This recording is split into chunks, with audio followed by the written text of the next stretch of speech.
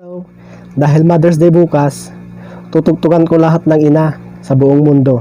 Especially sa aking asawa, sa aking inay baby, nanay baby, kay nanay Janet Cervantes, kay nanay Janet sa Ordaneta, sa mga tita ko, sa buong angkan namin, sa mga kaibigan kong nanay, at sa lahat ng mamis, para po sa inyong lahat ito.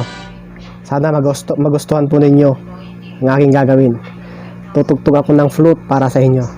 So tara, simulan na tayo.